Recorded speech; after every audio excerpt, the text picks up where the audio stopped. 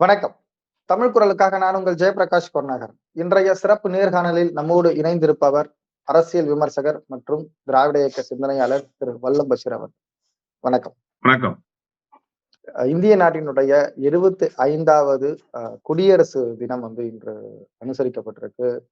மிக பிரம்மாண்டமாக இந்தியா முழுவதும் அது கொண்டாடப்பட்டிருக்கு. ஒவ்வொரு மாநிலத்தினுடைய ஊர்திகள் எல்லாமே செங்கோட்டையை நோக்கி அது ஒரு பேரணியா போயிருக்காங்க.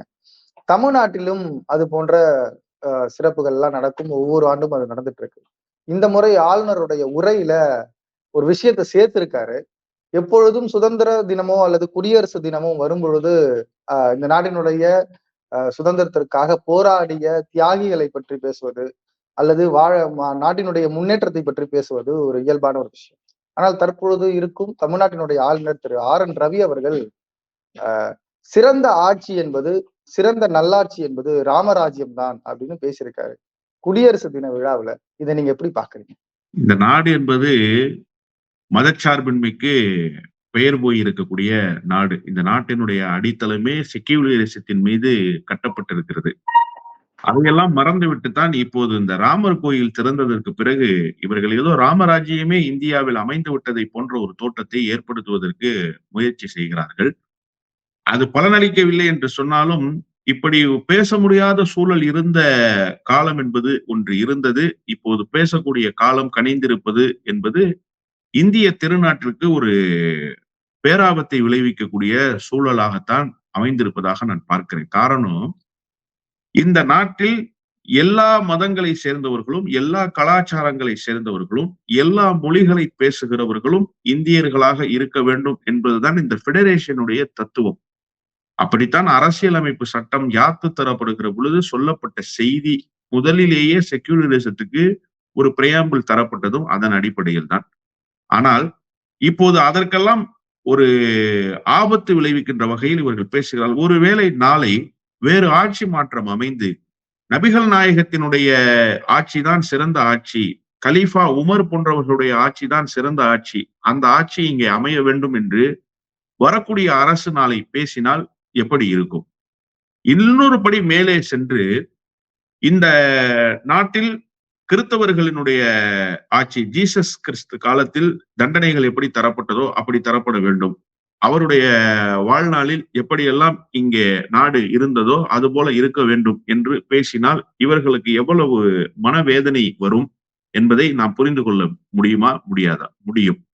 ஆனால் இவர்களுக்கு ஏன் அந்த உணர்வு இல்லை என்று சொன்னால், இவர்கள் ராமரை உயர்த்துவதாக நினைத்து கொண்டு இந்த நாட்டை தாழ்த்தி கொண்டே போகிறார்கள் என்பதை உணராமல் அந்த செய்தியை செய்கிறார்கள். அல்லது உணர்ந்தும் இந்த நாட்டை இப்படித்தான் வழிநடத்த வேண்டும் என்பதற்காக திட்டமிட்டே இவர்கள் செய்கிறார்கள் என்றுதான் நான் பார்க்கிறேன். அதுல நீங்க ஒரே ஒரு விஷயம் மட்டும், நேற்றைக்கு கேரளாவிலே ஒரு சம்பவம், ஆளுநர் நடத்திய அந்த அதிகார அத்துமீறல், இன்றைக்கு தமிழ்நாட்டிலே ஆளுநர் பேசி இருக்கக்கூடிய இந்த செய்தி, நான் ரெண்டையும் ஒப்பிட்டு பார்க்கிறேன். நேற்று கேரள சட்டப்பேரவையில தரப்பட்டிருக்கிற அந்த செய்திகளை, அந்த பேப்பர்ல எழுதி சொல்லப்பட்டிருக்கிற செய்தியை ஆளுநர் வாசிக்க வேண்டும். ஆனால் ஆளுநர் அங்கே வாசித்தாரா? இல்லை. கடைசி பக்கத்தை பிரட்டி 2 நிமிடங்கள் கடைசி பக்கத்தில் இருந்த செய்திகளை மட்டும் சொல்லிவிட்டு தேசிய விருது பெற்றவர்களுக்கு பாராட்டு தெரிவித்து விட்டு விடைபெற்று விட்டார். பினராயி விஜயன் வாய் திறக்கவே இல்லை என்று சொல்கிறார்கள். ஆனால் பினராயி விஜயன் ஒரு மிகப்பெரிய பேரணியை ஒன்றிய அரசுக்கு எதிராக நடத்த போகிறார். அந்த நேரத்தில் இது குறித்து பேசுவார் என்பதுதான் இப்போது இருக்கக்கூடிய மிகப்பெரிய செய்தி. ஒரு பக்கம் கேரளாவிலே இந்த ஆளுநருடைய நடவடிக்கை, அடுத்து தமிழ்நாட்டிலே தொடர்ந்து தமிழ்நாட்டினுடைய தன்மைக்கு எதிராக பேசுகிறார். ஆளுநருக்கு அப்படி ஏதாவது சிறப்பு அதிகாரம் இருக்கிறதா என்று கேட்டால் இல்லை. குடியரசுத் தலைவர் கூட ஏதோ ஒரு வகையில் மறைமுகமாக மக்களால் தேர்ந்தெடுக்கப்பட்ட பிரதிநிதிகள் மூலமாக தேர்ந்தெடுக்கப்படுகிறார். ஆனால் குடியரசுத் தலைவருக்கே தன்னுடைய சொந்த கருத்தை நாடாளுமன்றத்தில் சொல்வதற்கு உரிமை இருக்கிறதா என்று கேட்டால் இல்லை. அவர் மக்கள் பிரதிநிதியா? ஆமா, மக்கள் பிரதிநிதி தான். ஏன்னா மக்களால் தேர்ந்தெடுக்கப்பட்டிருக்கிற சட்டமன்ற உறுப்பினர், நாடாளுமன்ற உறுப்பினர், இவர்களெல்லாம் வாக்களித்து மறைமுக தேர்தலில் அவர் வெற்றி பெறுகிறார். அவர் மக்களுடைய பிரதிநிதி. ஆனால் கவர்னர் மக்களுடைய பிரதிநிதியா? இல்ல, அது ஒரு அப்பாயின்மெண்ட் போஸ்ட். நாளைக்கே வேண்டுமானா ரவியை தூக்கி விட்டு இன்னொருத்தரை கொண்டு வந்து அந்த பொறுப்புல உட்கார வைக்க முடியும். அதற்கான அதிகாரம் ஒன்றிய அரசிடத்திலே இருக்கிறது. அப்படி இருக்கக்கூடிய ஒரு அப்பாயிண்டி எப்படி தமிழ்நாட்டினுடைய தன்மைக்கு எதிராக பேச முடியும்? தொடர்ந்து பேசிக்கொண்டே இருக்கிறார். தமிழ்நாடு என்று சொல்லவே மாட்டேன் என்று சொன்னார். தமிழ்நாடு அரசு ஓங்கி அறைந்ததற்கு பிறகு தமிழ்நாடு அரசு கொடுத்த நெருக்கடி தாழாமல் தமிழகம் என்று சொல்லாமல் தமிழ்நாடு என்றே சொன்னார். தமிழ்நாடு அரசினுடைய லட்சணையை பயன்படுத்த மாட்டேன் என்று சொன்னார். அதன் பிறகு தமிழ்நாடு அரசினுடைய லட்சணையை பயன்படுத்தினார். இப்படியெல்லாம் இந்த மாநிலத்துக்கு, இந்த மாநிலத்தினுடைய கொள்கைகளுக்கு எதிராக திராவிடம் என்ற ஒன்றே கிடையாது என்று சொன்னார். அதன் பிறகு என்ன சொன்னார்? கர்நாடகா, ஆந்திரா, கேரளா எல்லாவற்றையும் சேர்ந்ததுதான் திராவிடம் என்று சொன்னார். நாமே அதை குறித்து இப்போது பேசுவதில்லை. தமிழ்நாட்டில் மட்டும்தான் திராவிடம் குறித்து நாம் பேசுகிறோம். ஆனால் அவர் நம்மை விட ஒருபடி மேலே போய் எல்லா மாநிலத்தையும் உள்ளடக்கி தென் மாநிலங்களை உள்ளடக்கியதுதான் திராவிடம் என்று பேசினாரா இல்லையா? இப்படி ஆளுநர் என்பவர் எப்போதுமே இந்த மாநிலத்தினுடைய கொள்கை கோட்பாடுகளுக்கு இந்த மாநில அரசு எப்படி இயங்க வேண்டும் என்று நினைக்கிறதோ அதற்கு நேர் எதிர் துருவத்தில் இருக்கக்கூடியவராக, பேசக்கூடியவராகவே தொடர்ந்து இருக்கிறார். அவர் சர்ச்சைக்குரிய மனிதராகவே இருக்கிறார் என்பதை நம்ம நெடுங்காலமாக பார்த்து வருகிறோம். இப்போது சொல்லி இருக்கிற கருத்து கூட தமிழ்நாட்டிற்கு நேர் எதிர் நிலையில் உள்ள கருத்து. உங்களுக்கு சார் ஒரே ஒரு செய்தி தான். நீங்க ராமர் கோயில் திறப்பு விழா நடந்தது. ராமர் கோயில் திறப்பு குறித்து எல்லா ஊடகங்களிலும் செய்திகள் வெளியாயின, நேரலை ஓடிக்கொண்டே இருந்தது. ஆனால் தமிழ்நாட்டில் ஏதாவது ஒரு தாக்கத்தை அது ஏற்படுத்தியதா? இல்லையே. ஒரு சின்ன கிராக் கூட இல்லையே தமிழ்நாட்டுல. யாருமே பாரதிய ஜனதா கட்சியினரை தவிர அதை பெருசாக பேசவில்லையே. ஆனால் நேற்றைக்கு தைப்பூசம் நடந்தது. அது தமிழ்நாட்டுல பல்வேறு இடங்கள்ல, வழிபாட்டு தலங்கள்ல லட்சக்கணக்கானவர்கள் பழனி போன்ற கோயில்கள்ல, திருச்செந்தூர் போன்ற கோயில்கள்ல கூடினார்களா இல்லையா?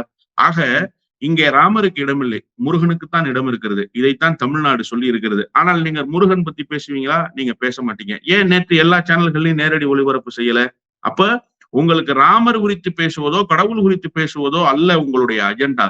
மாறாக இதை குறித்து பேசுவதன் மூலமாக ஒரு பிளவை ஏற்படுத்த வேண்டும், மதச்சார்பின்மைக்கு ஒரு குந்தகத்தை ஏற்படுத்த வேண்டும். அதற்காக தொடர்ந்து ஒரு அஜெண்டா வடிவமைக்கப்பட்டு அந்த அஜெண்டாவின் கீழ் எல்லோரும் பேசி வருகிறார்கள். நிர்மலா சீதாராமனில் இருந்து, மோடியில் இருந்து, அமித்ஷாவில் இருந்து, ஆளுநராக இருக்கிற ரவி வரை. இதுல என்ன பெரிய சாபக்கேடுன்னா, நான் முன் சொன்ன 3 பெயர்கள் எல்லாம் அரசியல்வாதிகள். அவர்களுக்கெல்லாம் அரசியல் ஒரு பின்புலம் இருக்கிறது. அவர்கள் மக்களிடத்திலே வாக்கு கேட்டு மந்திரிகளாக, அமைச்சர்களாக, நாடாளுமன்ற உறுப்பினர்களாக, பிரதமர்களாக வந்திருக்கிறார்கள். ஆனால் நீங்கள் அப்படி இல்லையே. நிர்மலா சீதாராமன் மக்கள் கிட்ட எங்க வாக்கு வாங்கினாங்க? இல்ல, மாநிலங்களவைக்கு தேர்ந்தெடுக்கப்பட்டாங்கல்ல சார். மக்களிடமிருந்து நீங்க ரெண்டையும் ஒன்னா புரிஞ்சுக்கங்க. ஒன்று நேரடியாக வாக்கு வாங்கி மக்களவைக்கு செல்ல வேண்டும், அல்லது மாநிலங்களவைக்கு மறைமுகமாக. அப்படி பார்த்தா குடியரசுத் தலைவர் அந்த கேட்டகரியில தான் வராங்க. அதனாலதான் நான் அழுத்தமா சொன்னேன், குடியரசுத் தலைவர் ஏதோ ஒரு வகையில் மக்களுடைய பிரதிநிதியாகத்தான் போறார். நிர்மலா சீதாராமன் அந்த கேட்டகரி தானே. உங்களுக்கு சட்டமன்ற நம்ம தேர்ந்தெடுக்கப்பட்டிருக்கிற சட்டமன்ற உறுப்பினர்கள், அந்த சட்டமன்ற உறுப்பினர்களுக்கு மறைமுக வாக்கு வாங்கித்தான் போறாங்க. அப்ப அவர்கள் எல்லாம் அரசியல் பின்புலமுடையவர்கள், மக்களுடைய பிரதிநிதிகள். அப்படி நாம் புரிந்து கொள்ள வேண்டும். ஆனா ஆளுநர் ரவிக்கு அப்படி இல்லையே. நீ ஒரு அப்பாயிண்டியாக தானே இருக்கிற. உனக்கு ஒன்றிய அரசுக்கும் மாநில அரசுக்கும் இடையே ஒரு சுமூகமான போக்கை ஏற்படுத்துவதற்கு ஒரு பிளாட்ஃபார்ம் அமைப்பதற்கான வாய்ப்பு தான் ஆளுநருக்கு தரப்பட்டிருக்கிறது. ஆனால் ஆளுநர் அதை செய்கிறாரா? இல்லையே. மாநில அரசுக்கு பேரலா ஒரு கவர்மெண்ட் நடத்துறதுக்கே முயற்சி பண்றாரு. அதனாலதான் நான் கேரளா விவகாரத்தை சொன்னேன். ஆளுநர் ரவி மட்டும் இல்ல, நம்ம ரவி குறித்து மட்டுமே பேசுவதல்ல நம்முடைய நோக்கம், அவரை மட்டுமே குறை சொல்வதல்ல நம்முடைய நோக்கம். மாறாக இந்த கவர்னர் பொறுப்பே இப்படித்தான் இந்திய ஒன்றியம் முழுமைக்கும். தமிழிசை சவுந்தரராஜனுக்கு ஏன் ஹெலிகாப்டர் தரமாட்டேன்னு கேசிஆர் சொன்னாரு, முன்னாள் முதலமைச்சர். காரணம் என்ன? அவரும் இதே போன்றதொரு அடாவடி நடவடிக்கையில் ஈடுபட்டார். அதனால் தான் அப்படி சொன்னார்கள். திமுக பாண்டிச்சேரியில ஆளுநர் கொடுத்த விருந்தை புறக்கணித்த, தேநீர் விருந்தை புறக்கணித்ததற்கு காரணம் என்ன? இன்னைக்கு சாயங்காலம் கொடுக்குறாங்க, அதை புறக்கணிக்கிறாங்க. அதுக்கு என்ன அவசியம் இருக்கு? ஆளுநருடைய நடவடிக்கை. காங்கிரஸ் அறிவித்திருக்கிறதே, அந்த கட்சியினுடைய பாண்டிச்சேரி நாடாளுமன்ற உறுப்பினர் அறிவித்திருக்கிறாரு, நாங்க புறக்கணிக்கிறோம்னு சொல்லி இருக்கிறாரு. காரணம் என்ன? இந்த ஆளுநர்களுடைய அடாவடி நடவடிக்கை. ஆக ஒரு இணக்கமான போக்கை மாநில அரசோடு மேற்கொண்டு மாநிலத்துக்கு தேவையான எல்லா வழிவகைகளையும் செய்து கொடுப்பதற்கு ஒன்றிய அரசிடமிருந்து மாநில அரசுக்கு ஒரு சுமூகமான உறவை, மாநில அரசிடமிருந்து ஒன்றிய அரசுக்கு ஒரு சுமூகமான உறவை அந்த மாநிலம் சார்ந்து இயங்க வேண்டும் என்பதற்காகத்தானே ஆளுநர்கள் அனுப்பி வைக்கப்படுகிறார்கள். ஆனால் அதற்கு மாறாக நேர் எதிர் நிலைப்பாட்டை பேசுவதும் நேர் எதிர் சித்தாந்தத்தில் செயல்படுவதும் என்று சொன்னால், அப்ப பாரதிய ஜனதா கட்சியினுடைய மாநில தலைவராக ரவி வந்திருக்கிறாரா? அதை அவர் கிளாரிஃபை பண்ணணும். அதுக்கு அண்ணாமலை இருக்கிறாரா? அப்புறம் எதுக்கு நீங்க வந்த வேலை என்ன சார்? அந்த வேலையை விட்டுவிட்டு அண்ணாமலை செய்து கொண்டிருக்க வேண்டிய வேலையை நீங்கள் செய்து கொண்டிருக்கிறீர்கள். அவரோடு போட்டி போட்டுக் கொண்டிருக்கிறீர்கள். அவருடைய இருப்புக்கு ஆபத்து விளைவிக்கிற வேலையை நீங்கள் செய்து கொண்டிருக்கிறீர்கள். அப்படித்தான் நான் பார்க்க வேண்டியிருக்கிறது இந்த ஸ்டேட்மெண்ட். இது நீங்க பேசும்பொழுது சொல்றீங்க, இது தமிழ்நாட்டினுடைய அரசியலுக்கு நேர் எதிரான அரசியலா பேசுறாங்க ஆளுநர் அவர்கள். இது வெறும் அப்படி மட்டும் பார்க்கணுமா? ஏன்னா இன்னைக்கான தினம் என்பது ஒரு கான்ஸ்டிடியூஷனை இம்ப்ளிமெண்ட் பண்ணாலதாலதான் நம்ம குடியரசு தினம் அப்படின்னு கொண்டாடுறோம். அப்போ இந்த கான்ஸ்டிடியூஷன்ல இல்லாத ஒரு விஷயத்த, கான்ஸ்டிடியூஷன் பேசாத ஒரு விஷயத்த நல்லாட்சி என்பதே இதுதான் அப்படின்னும் போது நீங்க வேற ஒண்ணு புகுத்துறீங்கல்ல. அப்ப ஒட்டுமொத்த கான்ஸ்டிடியூஷனுக்கும் எதிராக பேசுறாரு ஆளுநர் அவர்கள். நிச்சயமாக அவர் அப்படித்தான் பேசுகிறார். நான் ஏன் இந்த கான்ஸ்டிடியூஷனுக்குள்ள போகல அப்படின்னா, இவர்களுக்கு கான்ஸ்டிடியூஷன் என்ன சொல்லியிருக்கு என்பதே செய்தி இல்ல சார். இவர்களுக்கு அரசியல் நிலைப்பாடு வலதுசாரிக்கு எதிரான நிலைப்பாடு இடதுசாரி அரசியல். இவ்வளவுதான் இவங்களுடைய கான்செப்ட். அதனாலதான் நான் கான்ஸ்டிடியூஷனுக்குள்ள போல. குடியரசு துணைத் தலைவர், மாநிலங்களவைக்கு தலைமை தாங்குகிறவர். அவர் சொன்ன செய்தி குறித்து நம்ம தமிழ் குரல்லே 4 நாட்களுக்கு முன்பு பேசினோமா இல்லையா? குடியரசு துணைத் தலைவர் என்கின்ற உயரிய பொறுப்புல இருக்கிறார் சார் அவரு. அவரே கான்ஸ்டிடியூஷன் குறித்து எவ்வளவு தகாத செய்திகளை எல்லாம் சொன்னார். உண்மைக்கு மாறான செய்திகளை எல்லாம் சொன்னார். எதற்காக சொல்ல வேண்டும்? அப்ப கான்ஸ்டிடியூஷன் குறித்து உயர்ந்த பார்வை, கான்ஸ்டிடியூஷன் என்பதுதான் இந்தியாவினுடைய வழிகாட்டு நெறிமுறை, அதன் அடிப்படையில் தான் இந்திய தேசம் இயங்குகிறது என்கின்ற எண்ணம் குடியரசு துணைத் தலைவருக்கு இருந்திருந்தால் அப்படி ஒரு செய்தியை அவர்கள் சொல்லியிருக்க முடியுமா? சொல்வதற்கு மனம் வருமா? நிச்சயமாக வராது. அப்ப அவங்களுக்கு கான்ஸ்டிடியூஷன் ஒரு பொருட்டல்ல. அரசியல் செய்வது ஒன்று மட்டும் தான் அஜெண்டா. இப்போது தேர்தலை நோக்கி நகர்த்த வேண்டும். இப்போது கையில் கிடைத்திருக்கிற ஒரே ஆயுதம் இந்த ராமர் கோயில். எனவே இந்த ராமர் கோயில் விவகாரத்தில் அண்ணாமலை கூட நேற்று பேசுறாரு. ராமர் கோயில் திறந்ததுனால 25 லட்சம் கோடியோ என்னவோ வருமானம்னு அவர் பாட்டுல அவர் இஷ்டத்துக்கு ஒண்ணு நிர்மலா சீதாராமன் கணக்குல ஒண்ணு அடிச்சு விடுறாரு. தமிழ்நாட்டில் அப்படி செய்திருந்தால் தமிழ்நாட்டுக்கு இத்தனை லட்சம் கோடி ரூபாய் வருமானம் வந்திருக்கும். அப்ப அறநிலையத்துறைகள் எல்லாம் யாருடைய கையில் இத்தனை நாட்களாக இருந்தது? அமைச்சர் சேகர்பாபு வந்ததற்கு பிறகு எவ்வளவு நிலங்கள் அறநிலையத்துறையினுடைய நிலங்கள் மீட்கப்பட்ட ஒரு பெரிய பட்டியலையே தமிழ்நாடு அரசு வெளியிட்டது. பல ஆயிரம் கோடி மதிப்பிலான நிலங்களை மீட்டிருக்கிறோம் என்று வெளியிட்டது. அப்ப அதெல்லாம் முன்னால் வைத்திருந்தவர்கள் யார்? அவர்களுக்கும் பாரதிய ஜனதா கட்சிக்கும் எந்த உறவும் இல்லையா? அவர்களுக்காக கடந்த காலத்தில் பாரதிய ஜனதா கட்சி எந்த நகர்த்தலையும் செய்யவில்லையா? அது குறித்தெல்லாம் பேசுவதற்கு அண்ணாமலை தயாராக இருக்கிறார். இவர்களுக்கு கான்ஸ்டிடியூஷன் ஒரு பெரிய பொருட்டு இல்ல சார். இவர்களை கான்ஸ்டிடியூஷன் கொண்டு பேசுவது என்று சொன்னால் இவர்கள் அம்பேத்கரையே தன்மையப்படுத்திக் கொள்வதற்கு முயற்சி செய்கிறார்கள். அம்பேத்கர் என்ன பேசினார்? இப்போது அந்த குழந்தை ராமர் என்று சொல்கிறார்கள். அந்த ராமர் கோயிலுக்கு போய்விட்டு தான் அம்பேத்கர் வெளியில் வந்து பேசினார். அம்பேத்கர் பேசிய செய்திகளை எல்லாம் ஏற்றுக்கொள்கிறார்களா? எனவே கான்ஸ்டிடியூஷன் எல்லாம் இவர்களுக்கு ஒரு பெரிய பொருட்டல்ல. கான்ஸ்டிடியூஷன் படி இவர்கள் நடப்பதும் இல்லை, அது குறித்து இவர்கள் சிந்திப்பதும் இல்லை. அதை தான் செயல்பாட்டுக்கு எடுத்துக்கொள்ள வேண்டும் என்கின்ற அந்த புரிதலும் அவர்களிடத்தில் இல்லை. அதனால் நான் அது குறித்து சொல்லல. இந்த குடியரசு தின விழாவில வந்து ஆளுநர் அவர்கள் பேசினது மட்டும் இங்க சர்ச்சையாகல. தமிழ்நாடு அரசு ஒரு மத நல்லிணத்திற்காக முகமது சுபைர் அவர்கின்ற ஒரு நபருக்கு வந்து ஒரு விருது அளிக்கிறாங்க. கோட்டை அமீர் மத நல்லிணக்க விருது அப்படின்ட்டு. இந்த விருது வழங்கிய பிறகு இணையதளத்துல அதிகமா தேடப்பட்ட நபர் என்றால் அவராதான் இருக்கணும். முகமது சுபைர் யாரு யாரு யார் அப்படின்ட்டு, அவர் என்ன சாதனை பண்ணாரு, என்ன பண்ணாரு அப்படின்றதெல்லாம் தேட ஆரம்பிச்சாங்க. இன்னும் கொஞ்சம் போனோம்னா இங்க இருக்கிற பாஜகவை சேர்ந்தவர்கள் அவரை வசைப்பாடுற அளவுக்கு எல்லாம் போயிடுச்சு சமூக வலைதளங்கள்ல. இந்த விருதை கொடுத்ததுல நீங்க எப்படி பாக்குறீங்க? ஒரு தகுதியான நபருக்கு தகுதி வாய்ந்த விருதை தமிழ்நாடு அரசு தக்க தருணத்தில் வழங்கி இருப்பதாக நான் பார்க்கிறேன். அவர் கடந்த காலத்தில் செய்த ஒரே ஒரு பணியை மட்டும் குறிப்பிட்டு அவருக்கு அந்த விருது தகுதி உடையதா இல்லையா என்பதை நம் தமிழ் குரலினுடைய நேயர்கள் விருப்பத்துக்கே விட்டு விடுவோம். பீகாரில் இருந்து இங்கே வேலை வாய்ப்பு தேடி வந்திருக்கக்கூடிய அந்த பீகாரி தொழிலாளர்கள் இங்கே அடித்து துன்புறுத்தப்படுகிறார்கள், இந்தி பேசுகிறவர்கள் இங்கே இருக்கக்கூடாது என்று விரட்டப்படுகிறார்கள் என்று ஒரு காணொளி சமூக வலைதளத்தில் பாரதிய ஜனதா கட்சியினுடைய அஜெண்டாக்களில் ஒன்றாக தமிழ்நாட்டிலிருந்து ஒரு செய்தி பரப்பப்பட்டது. ஏன் பாரதிய ஜனதா கட்சியினுடைய அஜெண்டா என்று உறுதியாக நான் சொல்கிறேன் என்று சொன்னால், இங்கே வந்து நிதிஷ்குமார் அவர்களும் லல்லு பிரசாத் அவர்களுடைய மகன் தேஜஸ்வி அவர்களும் இங்கே வந்து இந்தியா கூட்டணிக்கு ஒரு முகம் தருவதற்கான வேலைகள், அப்ப இந்தியா கூட்டணின்னு பேரெல்லாம் வைக்கல, ஆனால் கூட்டணி ஒன்று தயாராகி கொண்டிருக்கிறது. மோடி அரசுக்கு எதிராக மோடி வரக்கூடாது, இனி மோடி வந்தால் இந்தியாவை யாராலும் பாதுகாக்க முடியாது என்கின்ற ஒரே ஒரு செய்தியை மட்டும் சொல்லி ஒரு அணிதிரட்டல் நடவடிக்கை. அங்கிருந்து இவர்கள் 2 தலைவர்களும் இங்கே வந்து சந்தித்து விட்டு ஒரு சுமூகமான சூழல் ஏற்பட்டதற்கு பிறகு திட்டமிட்டு பீகாரில் இருந்து மட்டும்தான் வருகிறார்களா? இங்கே இந்தி பேசுகிற வேறு மாநிலங்களிலிருந்து இங்கே தொழிலாளர்கள் வரவில்லையா? ராஜஸ்தானிலிருந்து எத்தனை ஆயிரம் பேர் இங்கே வருகிறார்கள்?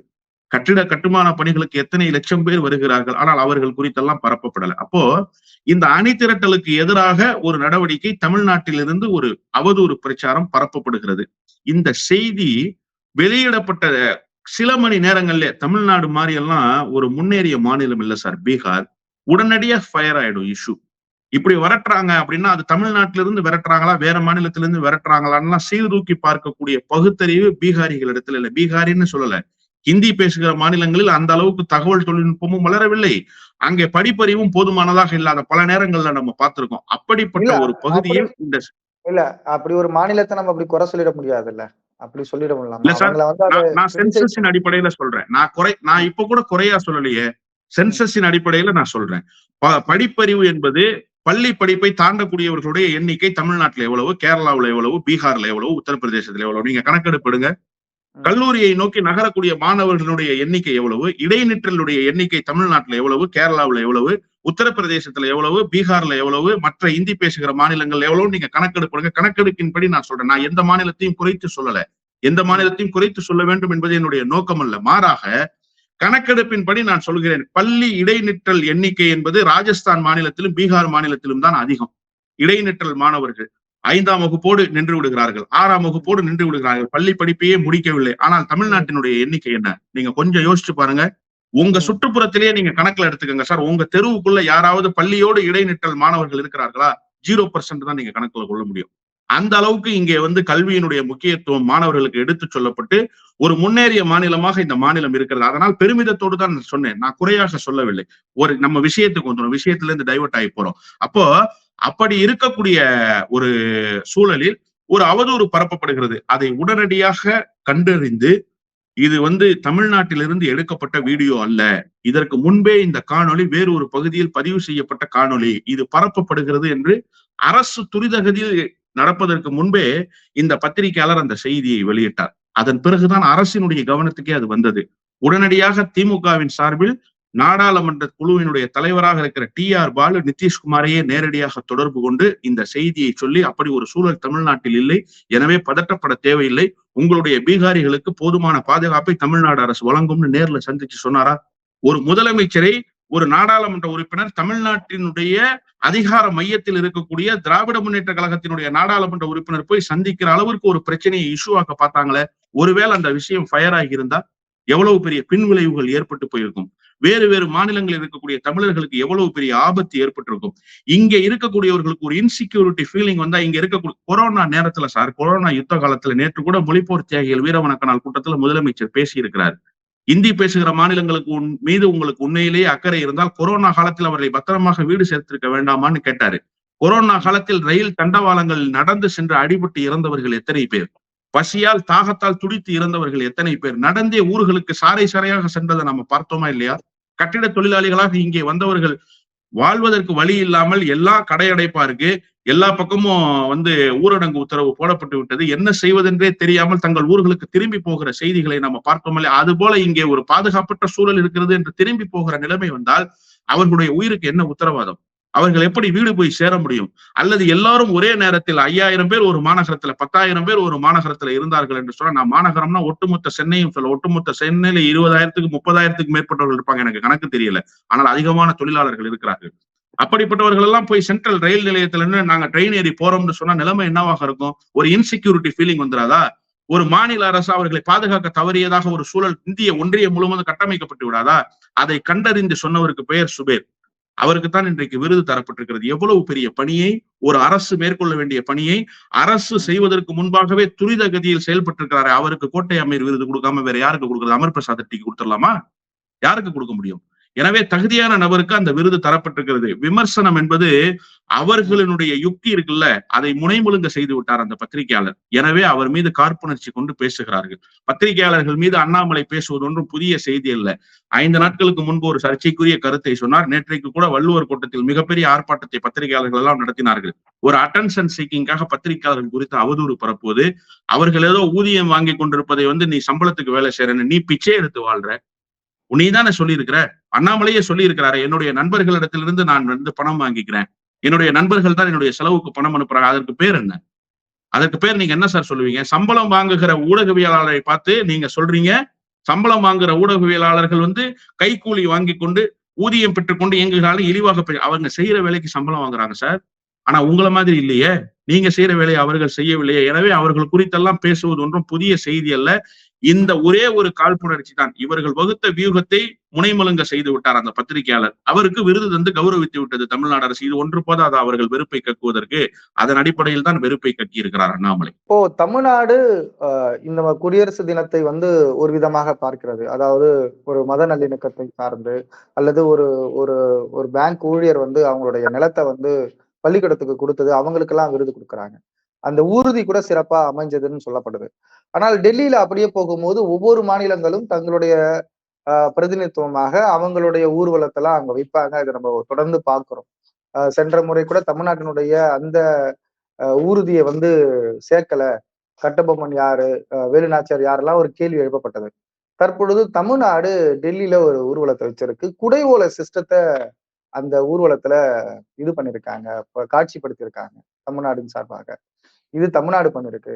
உத்தரப்பிரதேசம் ராமருடைய சிலையை ஊர்வலமாக கொண்டு வந்து அதற்கு பின்பாக ராமர் இழுத்து வருவது போல, அல்லது ராமருடைய ஊர்தி இன்னொரு ஊர்தியை இழுத்துட்டு வருவது போல ஒரு காட்சி இருக்கு. இழுத்து வர்ற அந்த ஊர்தியில வந்து மிசைல் இருக்கு.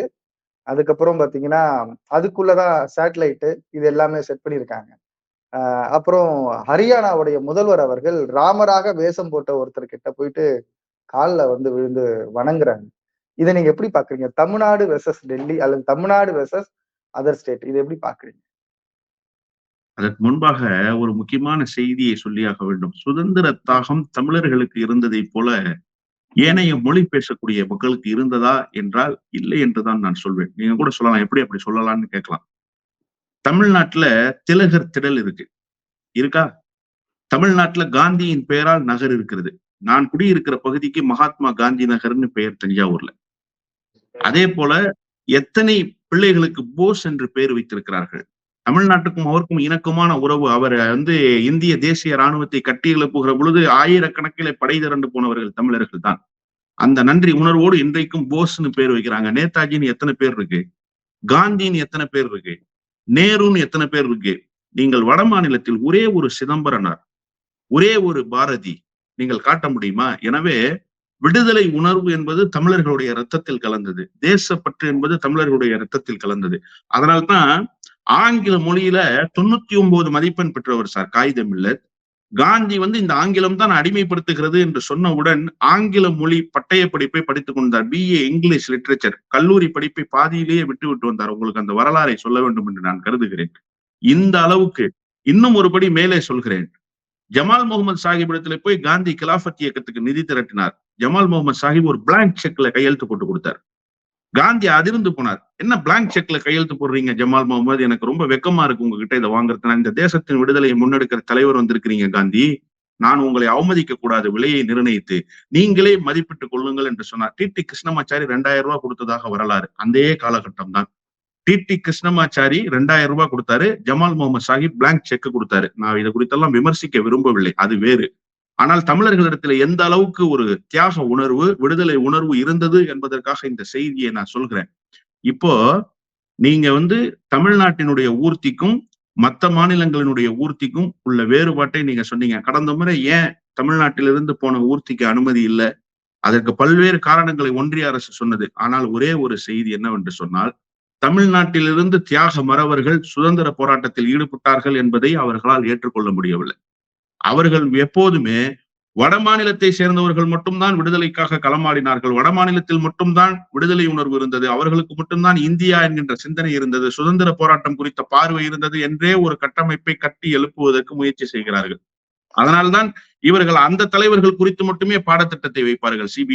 சிபிஎஸ்இல வ.உ. சிதம்பரனார் குறித்து எங்கேயாவது பேசி இருக்கிறார்களா? கப்பலோட்டினானே, கப்பலோட்டிய தமிழன் என்று பெயரை பெற்றானே, அந்த தலைவர் குறித்து எங்கேயாவது பேசுவதற்கு சிபிஎஸ்இ பாடத்திட்டத்தில் இருக்கா?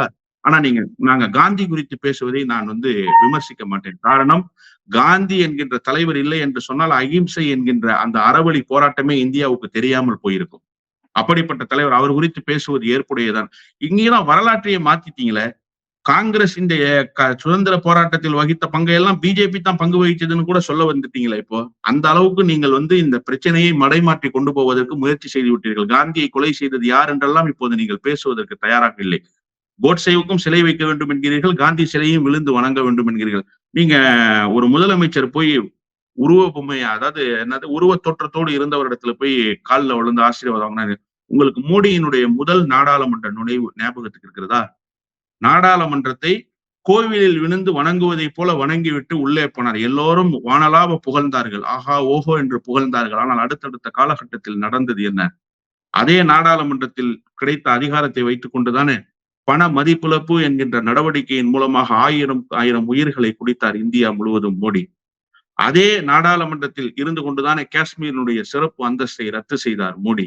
அதே நாடாளுமன்றத்தில் அவரால் கொண்டு வரப்பட்ட இந்திய மக்களை அச்சுறுத்துகிற எத்தனை திட்டங்களை பேச முடியுமே. அப்போ இந்த வணக்க வழிபாடுகள் எல்லாம் ஒரு நாடகம் தான்.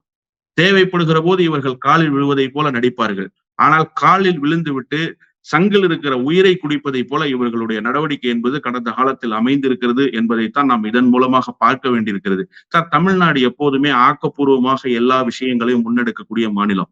அது சுதந்திர போராட்டம் காலத்திலிருந்து, மொழி போராட்டத்திலிருந்து, இப்போது நடைபெற்றுக் கொண்டிருக்கிற இந்தியாவை மீட்க வேண்டும் என்கின்ற இந்த யுத்தம் வரை, 2வது சுதந்திர போராட்டம்னே நீங்க வச்சுக்கோங்களேன். இந்த அரசை காப்பாற்ற வேண்டும், இந்திய துணை கண்டத்தை காப்பாற்ற வேண்டும். இப்ப நடக்கிற யுத்த காலத்துல கூட தமிழ்நாடு தான் sir leading force.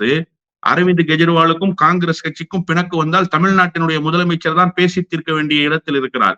Mamata Banerjee முரண்பட்டு போனால் பேசி தீர்க்க வேண்டிய இடத்துக்கு முதலமைச்சர் தான் இருக்கிறார். இப்போதும் லீடிங் போர்ஸ் தமிழ்நாடு தான். எனவே தமிழ்நாடு தன்னுடைய நிலையை எப்போதுமே சரியாக மெயின்டைன் பண்ணிருக்கு. தமிழ்நாடு எப்போதும் இந்த விஷயத்தில் இந்த பிரச்சனை என்று இல்லை. அதனாலதான் நான் சொன்னேன், சுதந்திர போராட்டத்திலிருந்து இப்போது வரை கார்கிலுக்கு தமிழ்நாடு அள்ளி கொடுத்ததை போல வேறு எந்த மாநிலமாவது அள்ளி கொடுத்திருக்கிறதா நிதியை? ஒவ்வொரு ஊர்கள் தோறும் வசூல் நடந்தது. அன்றைக்கும் முதலமைச்சர் கலைஞர் தான். எத்தனை விழாக்களை நடத்தி, எத்தனை நிகழ்வுகளை நடத்தி நிதியை கொஞ்சம் கொஞ்சமாக திரட்டி தந்து வாஜ்பாய் இடத்திலே ஒப்படைத்தார். அது போல வேறு எந்த மாநிலமாவது ஒப்படைத்ததா? எனவே இந்தியாவின் மீது அதிகம் அக்கறை கொள்கிற நாடாக தமிழ்நாடு மட்டும்தான் இருந்திருக்கிறது. அந்த பெருமையும் நமக்கு மட்டும்தான் உண்டு, அந்த பெருமிதமும் நமக்கு மட்டும்தான் உண்டு. ஆகையில தமிழ்நாடு மட்டும் இந்த பார்வையிலிருந்து பார்க்கும்போது கொஞ்சம் வித்தியாசமா தான் இருக்கு, அல்லது சரியான போக்குல போகுது அப்படின்றத நீங்க சொல்ல வரீங்க. மிக தெளிவாக முன்வைத்தீங்க. உங்களுடைய கருத்துக்களை கேட்கும் பொழுது தமிழ்நாடு வெர்சஸ் அதர் ஸ்டேட் அப்படின்னு பார்க்கும்போது ஒரு முற்போக்கு போக்குல தான் தமிழ்நாடு போகுது அப்படின்றத நம்மளால புரிஞ்சுக்க முடியுது. மிக ஆழமான கருத்துக்களை முன்வைத்தீங்க. உங்களுடைய நேரத்திற்கும் உங்களுடைய கருத்துக்கும் மிக்க நன்றி. நன்றி.